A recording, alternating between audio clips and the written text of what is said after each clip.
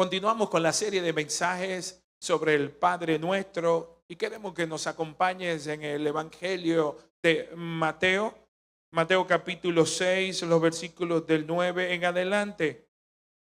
La palabra de Dios es leída en el nombre del Padre, del Hijo y del Espíritu Santo de Dios. La letra dice así: vosotros pues oraréis así: Padre nuestro que estás en los cielos, santificado sea tu nombre. Venga tu reino, hágase tu voluntad como en el cielo, así también en la tierra. El pan nuestro de cada día, dánoslo hoy, y perdónanos nuestras deudas, como también nosotros perdonamos a nuestros deudores. Y no nos metas en tentación, mas líbranos del mal, porque tuyo es el reino y el poder y la gloria por todos los siglos. Amén. Estamos en el estudio de este modelo de oración dejado por nuestro Señor Jesucristo a todos los creyentes en el mundo. Sabemos que esta oración ha sido mal interpretada, puesto que millones de personas hacen un rezo diario, una oración repetitiva, una oración aprendida, y desconocen la profundidad de la riqueza de la palabra de Dios, de lo que Cristo quiso expresar en este modelo. Palabras de sabiduría llena de perfección y profundidad en este texto. En el día de hoy consideraremos el versículo 6-10 en su segunda parte. Hágase tu voluntad como en el cielo, así también en la tierra. Las tres primeras peticiones del Padre Nuestro tienen que ver con Dios. Consideramos en primer lugar Dios y su gloria, que su nombre sea santificado. En segundo lugar, Dios y su reino, que su reino sea establecido. Y en el día de hoy, Dios y su voluntad, que se haga su voluntad en la tierra, tal cual se hace en el cielo. Las otras tres peticiones están enfocadas en nuestras necesidades. La primera tiene que ver con el pan nuestro de cada día. Pedimos que nos sea dado hoy y cada día. Pedimos por el perdón de nuestras deudas u ofensas y también pedimos cobertura, es decir, que nos libre del mal. El pronombre tú está presente en las peticiones principales. Que tu nombre sea exaltado, que tu reino sea manifiesto, que tu voluntad sea hecha. Después de colocar lo que es prioridad para Dios, buscad primeramente el reino de Dios y su justicia, y las demás cosas os serán concedidas. Entonces viene lo nuestro. Entonces nos toca orar por nuestra provisión. Entonces nos toca orar por nuestro perdón. Entonces nos toca orar por nuestra protección. Entonces hay un orden a la hora de orar. Hay un orden establecido. Su nombre es exaltado. Su reino es establecido. Su voluntad es deseada. La petición número 3 que consideraremos en este día: hágase tu voluntad en la tierra como en el cielo.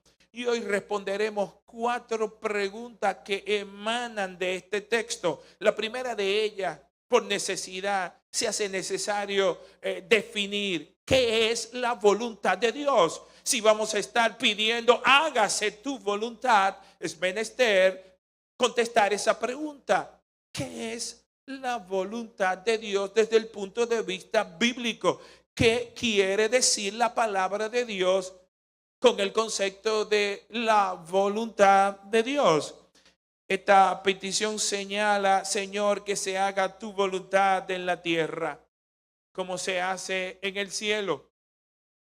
Y pedir la voluntad de Dios o recordarnos de la voluntad de Dios se hace presente, manifiesto muchas veces en nuestras vidas.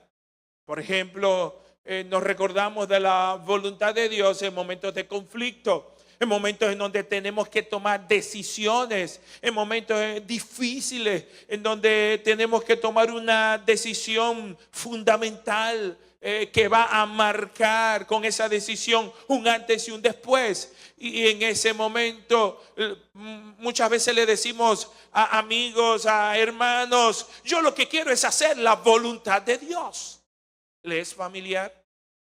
También utilizamos con frecuencia, hágase tu voluntad en momentos de sensible pérdida, en momentos en donde hemos perdido algo muy valioso o a alguien muy amada o amado.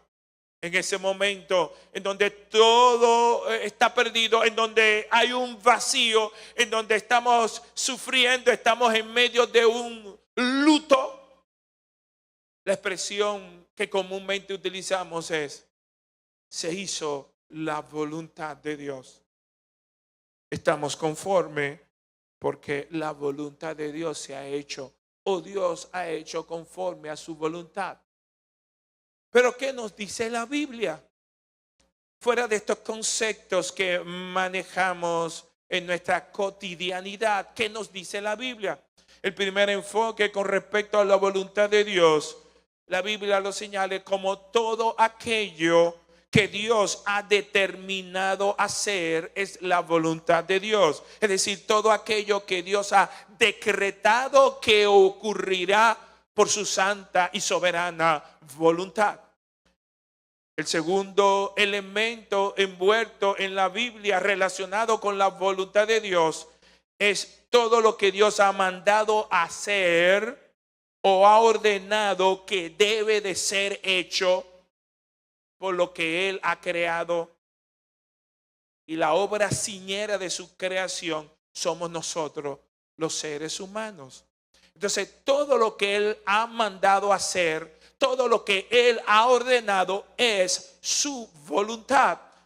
Entonces, su voluntad ha sido revelada en su palabra. Él ha establecido lo que Él quiere que nosotros hagamos para nuestro bien, pero también para darle gloria a su nombre, para obedecerle a Él. Amén, hermanos. ¿Qué base bíblica tenemos para decir esto? Vayamos a Efesios capítulo 1, versículo 11.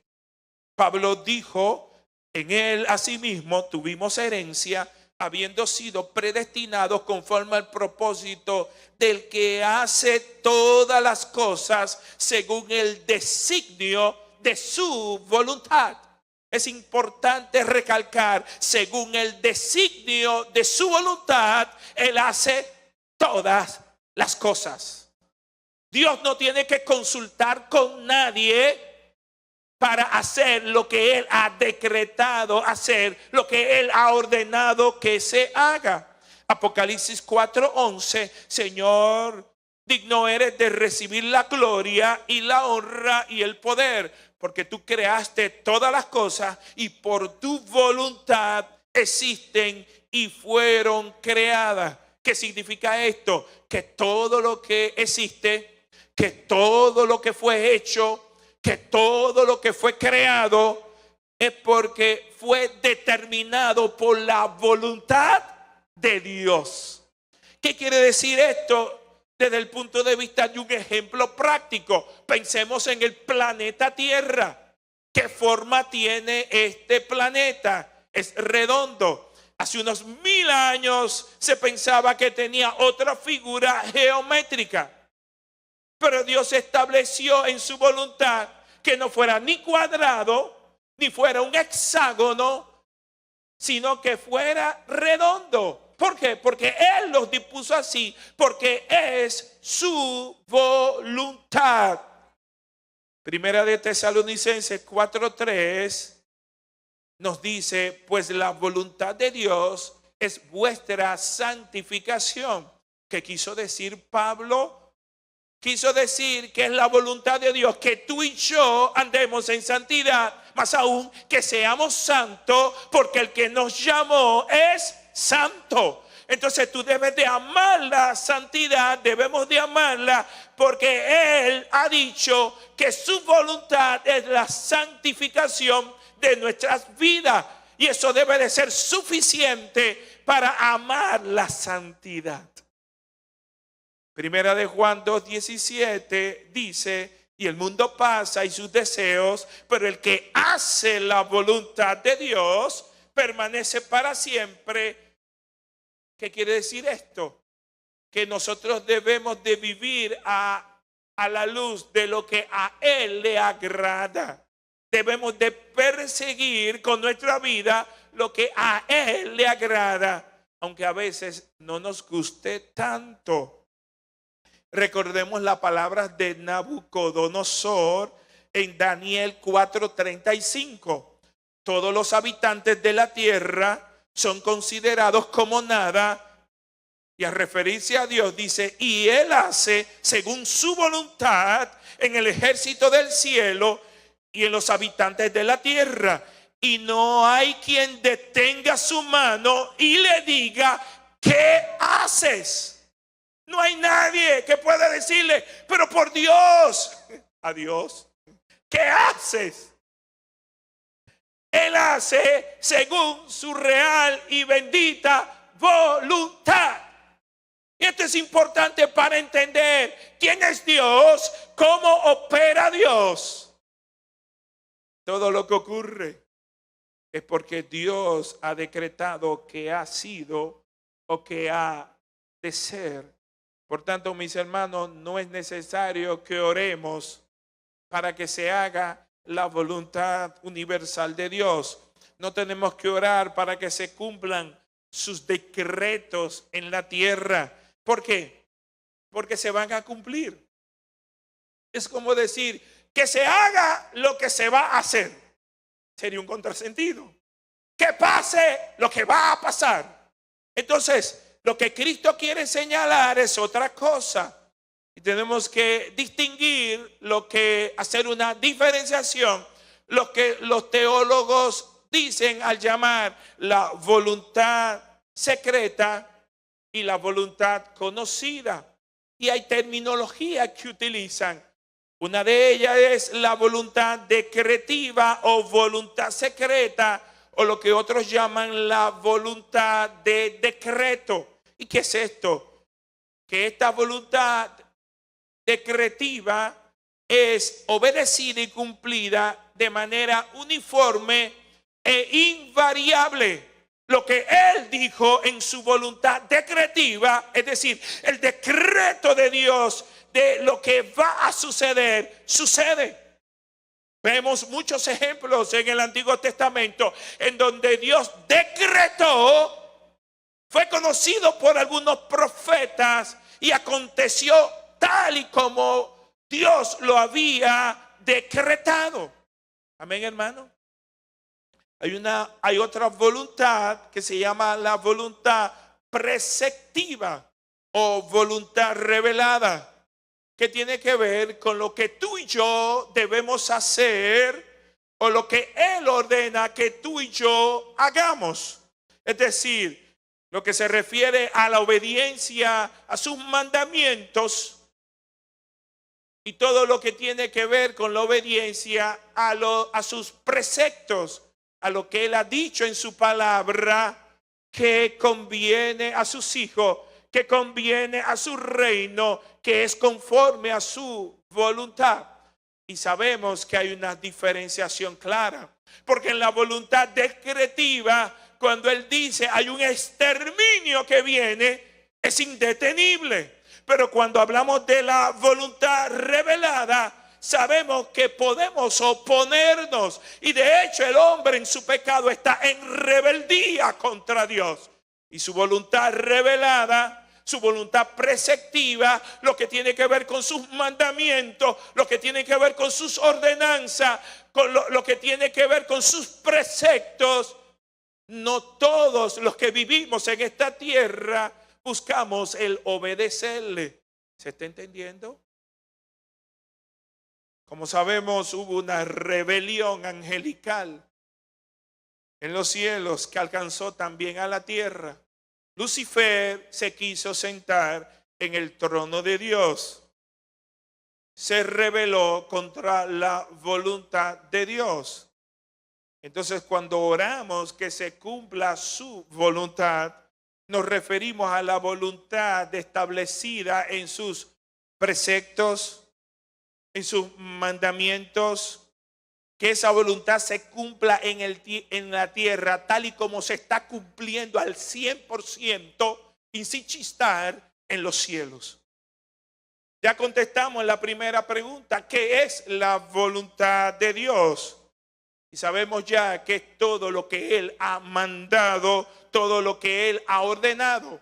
Entonces la segunda pregunta necesaria es, ¿cómo se hace la voluntad de Dios en el cielo? Si debemos de obedecer en la tierra la voluntad tal y como se hace en los cielos, entonces ¿cómo se hace esa voluntad en el cielo? Por lo general en las escrituras encontramos que cuando se habla de la obediencia en los cielos, reúne las siguientes características. La primera de ellas es que en el cielo hay una obediencia exclusiva. Digan conmigo, obediencia exclusiva a Dios. Hay un solo lugar en todo el universo donde nadie se rebela contra la voluntad de Dios. Aquí en la tierra hay gente que han decidido obedecer o no obedecer, pero en el cielo no es así. En ese lugar llamado cielo, la voluntad de Dios es hecha al 100%. La Biblia nos dice que hubo un ángel llamado Satán, Lucifer, que quiso sentarse por un momento en el trono de Dios. ¿Y qué le sucedió? Fue expulsado. Esto significa que no es permitida ninguna rebelión de ningún tipo en el cielo. En lenguaje humano, el cielo es la sede del reino universal de Dios. Allí está su jefatura o headquarters y allí se hace exclusivamente la voluntad de Dios. Entonces la voluntad de Dios en el cielo se hace de manera exclusiva. Ninguna voluntad personal se contrapone en el cielo a la voluntad de Dios. Es que yo entendí, es que yo quise, es que yo pensé. No, se hace lo que Dios ha dispuesto que se haga. En segundo lugar, en el cielo hay una obediencia universal. ¿Qué quiere decir esto? Que los ángeles en el cielo obedecen toda la voluntad de Dios. Puede ser la destrucción de un reino, puede ser la destrucción de una ciudad con toda su población, incluyendo ancianos, jóvenes, niños. Tenemos testimonios en la palabra de Dios. Hubo unos pueblos, Sodoma y Gomorra, que fueron borrados de la existencia. Hubo reinos que parecieron que iban a durar siempre. Sin embargo, Dios decretó, hasta aquí vas a llegar. Amén, hermanos. Su voluntad es obedecida en los cielos. En la Biblia encontramos un ángel que en una noche desbarató un ejército, el ejército asirio.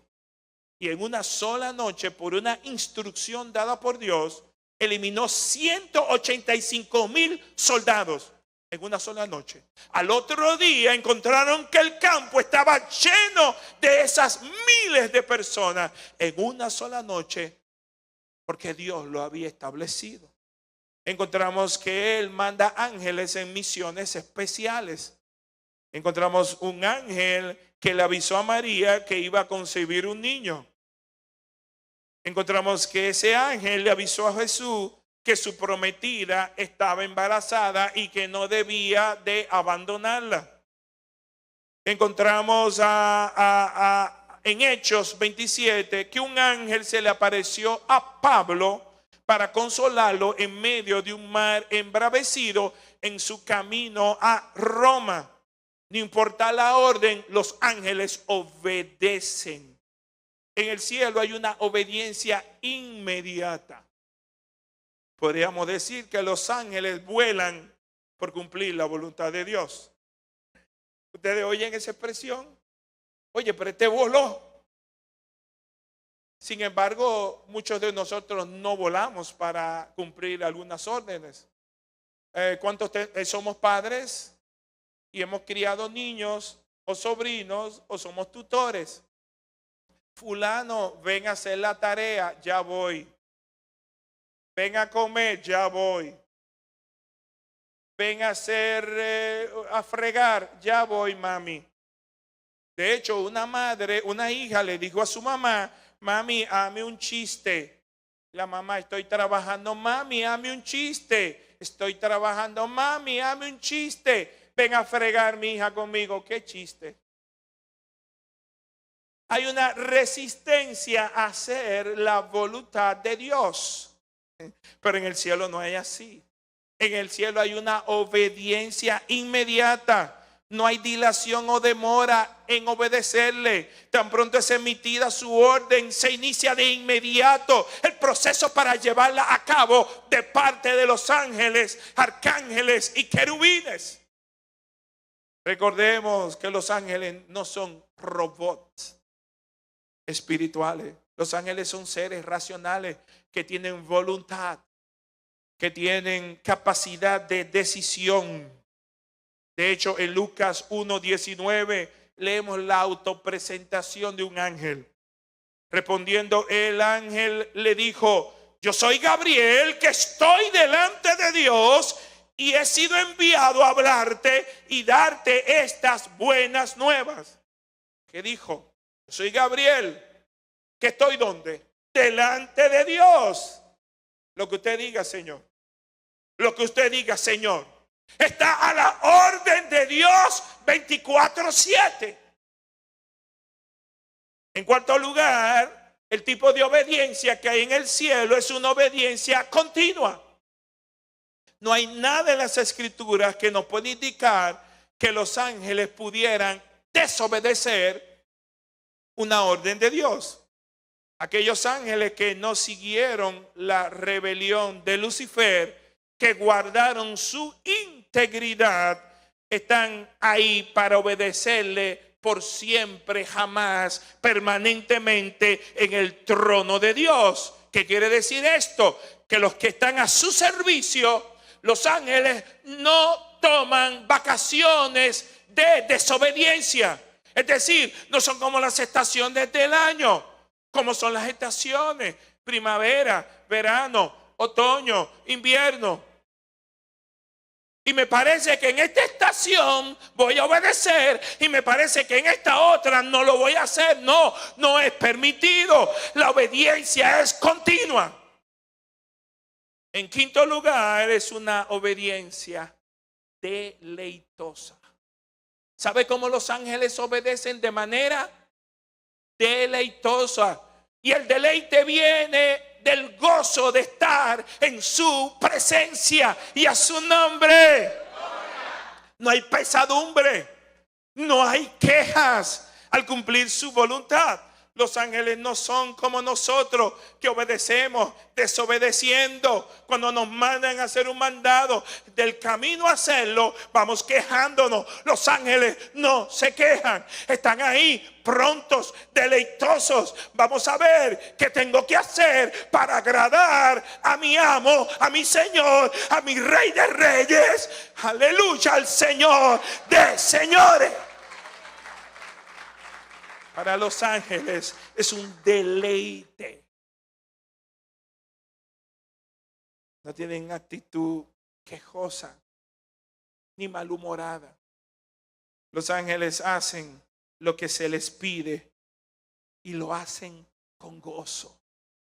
Entonces, cuando tú pides, hágase tu voluntad en la tierra como se hace en los cielos, a eso es que se refiere. Hacerlo de una manera exclusiva, hacerlo de una manera universal, hacerlo de una manera inmediata, hacerlo de una manera continua y hacerlo de una manera deleitosa. Cuando tú ores conforme a la oración del Padre nuestro y digas: hágase tu voluntad, ya tú sabes en qué dimensión de obediencia te estás pidiendo. Hello. La tercera pregunta: ¿cuál es el significado de la petición en sí? Esta petición se enfoca en el presente y de manera escatológica en el futuro. Cuando oramos que sea hecha su voluntad, estamos orando primeramente, aunque no únicamente por nosotros mismos. Estamos pidiéndole al Señor que queremos obedecerle como hacen los ángeles. El pedir que se haga su voluntad, qué implica y qué no implica desde el punto de vista práctico. Hay gente que pide consejo para no obedecer al consejo, sino para ver si tú coincides con su punto de vista. Hello, yo sé que hay gente que no son aquí así, pero en otras iglesias los hay. Pastor, ¿qué usted opina de esto? Yo tengo por regla decirle que te dijo el Señor. Hay algo clásico en la mayoría de los jóvenes cuando están enamorados. Pastor, conocí una persona maravillosa, preciosa, bondadosa, sublime. Dame más. ¿Es cristiano? Pastor, déjeme decirle sus atributos. No, yo te estoy preguntando si es cristiano, si es cristiana. De verdad. Porque hay gente que se convierten para casarse. Hello. Hay gente que se convierten por conveniencia. Y yo le digo que dice la palabra, no lo que yo quiero, es lo que el Señor dice en su palabra. No os unéis en yugo desigual, en lo cual hay disolución. En la palabra de Dios. Entonces, el pastor no tiene que confrontarte. Quien te tiene que confrontar es la palabra. Tú quieres que te vaya bien, llévate de la palabra. Tú quieres ser golpeado por la vida, desobedece a la palabra. Se hará conforme a tu voluntad, pero no a la voluntad del Altísimo. ¿Se entiende? Debemos de pedir que Él nos ayude a moldearnos, a moldear nuestra vida a su voluntad. Pero pastor, alguien preguntará, ¿acaso no es correcto orar por nuestros problemas económicos? O por nuestros problemas de salud, o por nuestros problemas en el hogar, nuestros problemas de pareja, nuestros problemas con los hijos? Pues claro que sí. Pero aún en esos momentos tenemos que decir, Señor, que se haga tu voluntad. Cuando un hijo que vive bajo tu techo quiere hacer su voluntad, entonces tú tienes que someterlo conforme a lo que dice el Señor. Sobre todo si eres un líder de la congregación. Amén, hermanos. Como alguien dijo, no oramos para cambiar las circunstancias, sino para cambiar la manera en que nos relacionamos con esas circunstancias. La oración nos hace no necesariamente que las situaciones cambien, sino que nosotros cambiemos ante las situaciones difíciles de la vida. ¿Se capta el mensaje? Para Cristo no era totalmente inconcebible dejar de obedecer al Padre un solo momento de su vida. Él es el ejemplo perfecto de obediencia y de sumisión total al Padre Celestial. Hay un ejemplo en el Antiguo Testamento, uno tipo de Cristo, Abraham, padre de la fe. Nos dice en Génesis 22 que él le fue mandado a obedecer a través de un mandamiento totalmente ilógico. Y tú tienes que entender que a veces Dios te va a mandar a hacer cosas a ti y a mí que nos podrían parecer en un momento dado ilógico. ¿Se entiende? Hay veces en donde Dios te dirá, da de lo que tiene a gente que tiene. Parece ilógico, porque el hecho de que Dios te mande a hacer algo al que no tiene, tiene toda la lógica. Pero tú no sabes en una área en donde Dios está trabajando con esa persona. Así no podemos estar buscando una lógica en lo que Dios nos manda. Si quieres aprender un ejemplo, vayamos a Abraham.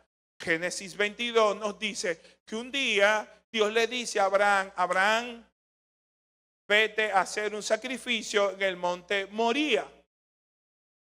Y toma a tu hijo, a tu único hijo, al de la promesa, y ve y sacrifícamelo. Hermanos, ¿es lógico o ilógico lo que Dios le pidió? No es lógico que te pidan que tu único hijo lo sacrifique.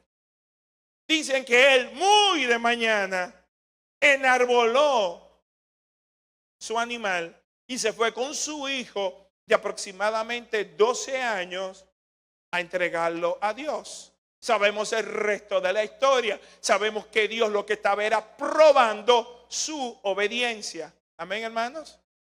Pero lo hizo de forma exclusiva, lo hizo de forma inmediata, lo hizo de forma universal y lo hizo con agrado. Por eso Abraham es el padre de la fe.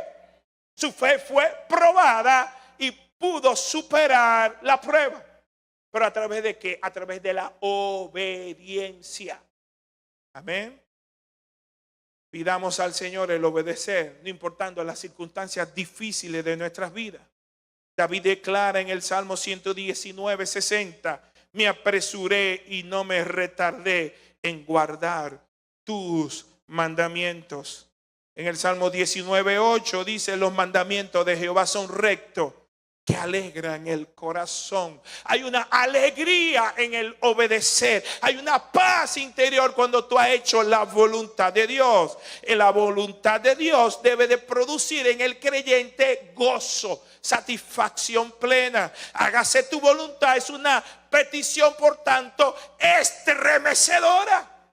Porque nos lleva a tomar una decisión. Y es vivir todos los días que nos restan por vivir, buscando el agradar a Dios, el hacer su voluntad. ¿Qué pasaría con un esposo que pida hacer la voluntad de Dios? Un esposo cristiano que comience a orar y diga, Señor, yo quiero hacer tu voluntad en mi vida. Ser un esposo más amoroso, más comprensivo con su esposa, más atento a sus necesidades afectivas. ¿Por qué? Porque quiere ser un mejor esposo. ¿Qué pasará con una mujer cristiana que pida, Señor, yo quiero hacer tu voluntad? Ser una mujer más obediente.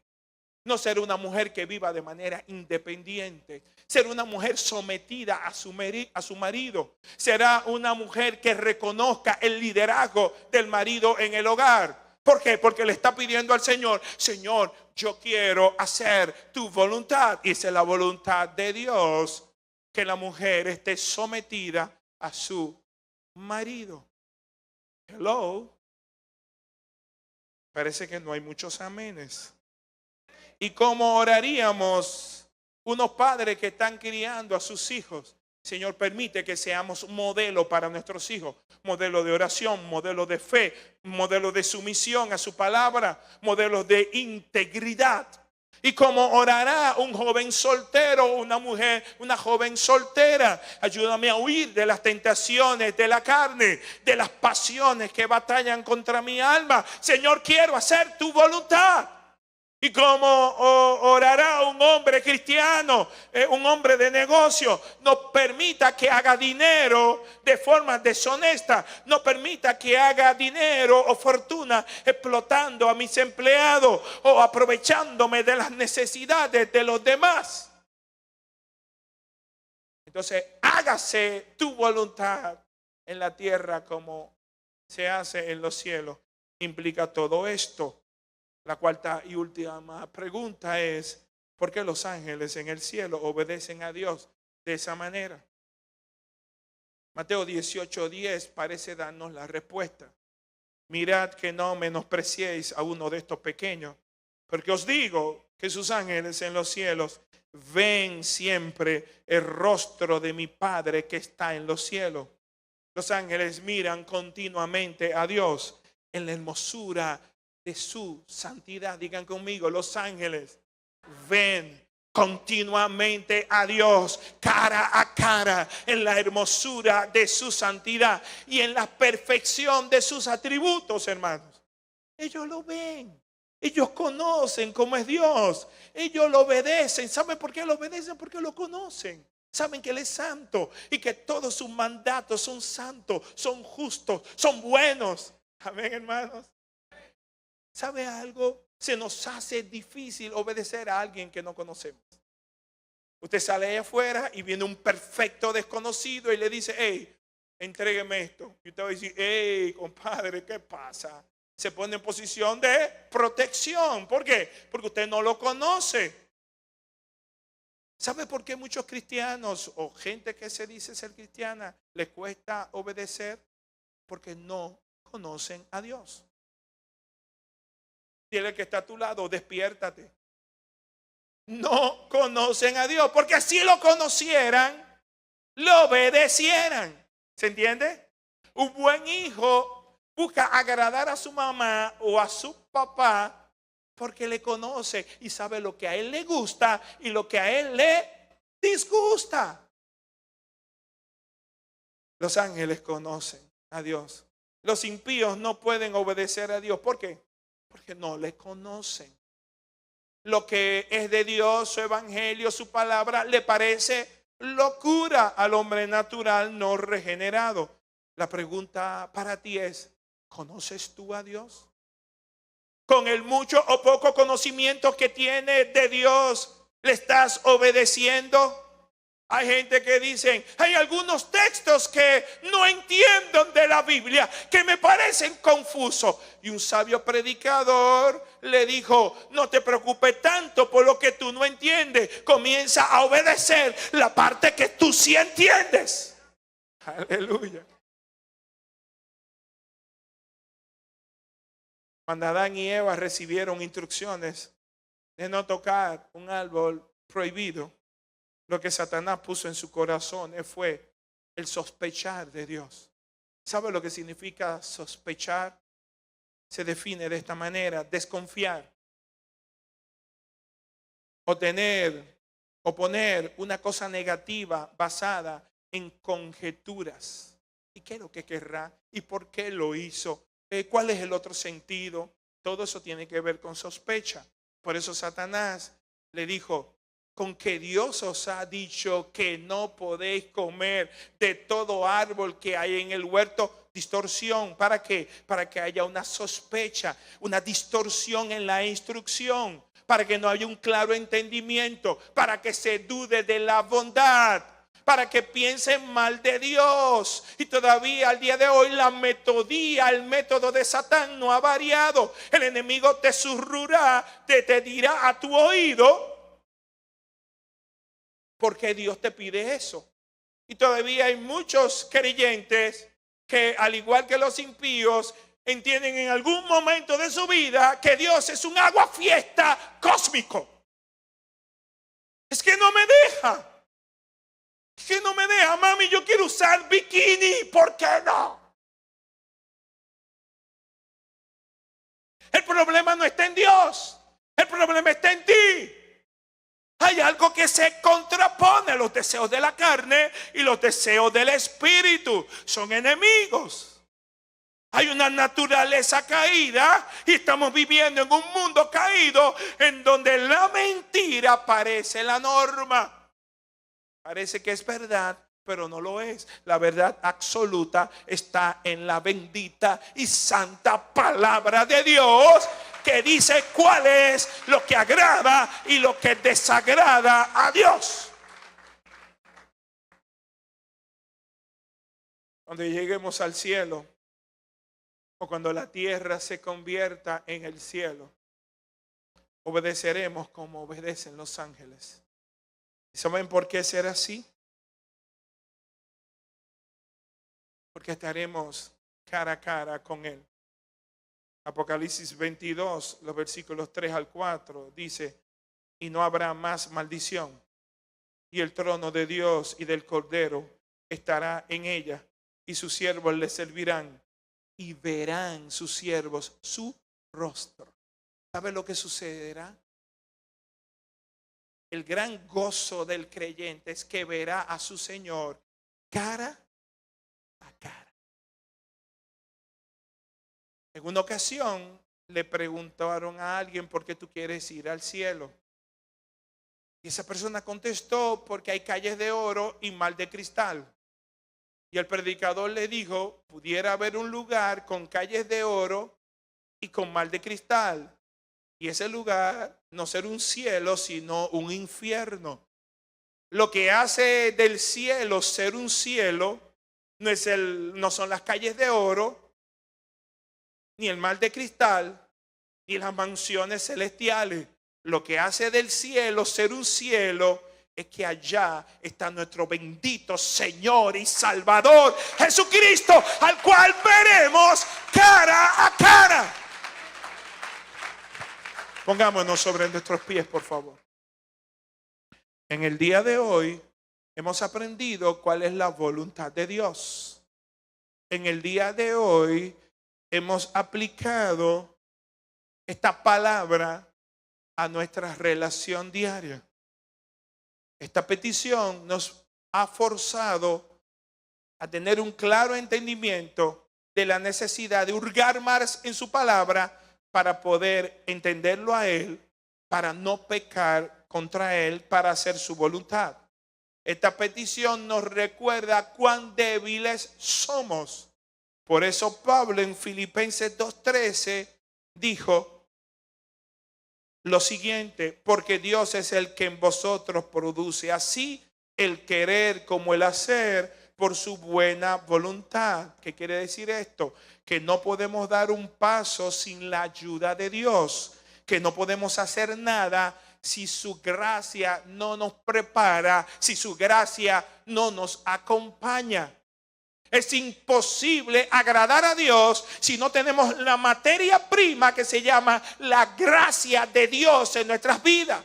Y tú no tienes la gracia de Dios hasta que no vengas a Él en arrepentimiento y fe, en rendición total, entregando, deponiendo todas tus armas y diciéndole al Señor: me entrego a ti tal cual soy, aunque no entienda todo, me entrego a ti en absoluto.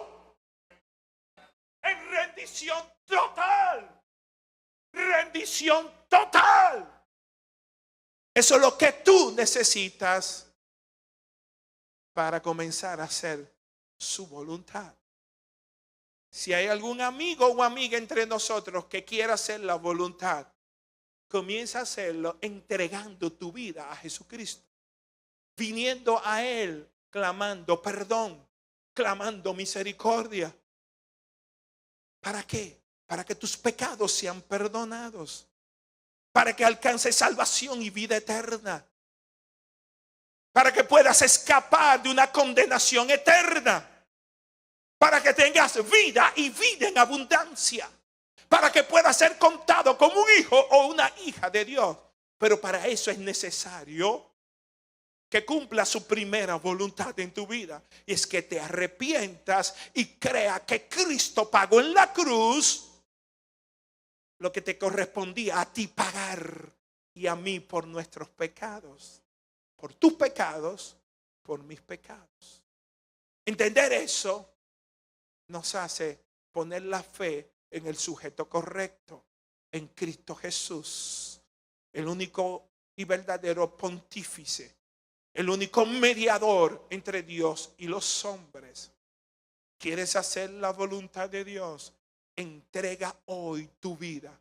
Cristiano, cristiana, ¿quiere hacer la voluntad de Dios? Comienza a hacer lo que ya entiendes de la palabra de Dios. Comienza a obedecer con lo mucho o lo poco que conoces a Dios. Comienza a obedecer en lo que ya conoces de Él. ¿Y sabe cómo se aprende a obedecer? Obedeciendo. Que el Señor le bendiga rica y abundantemente.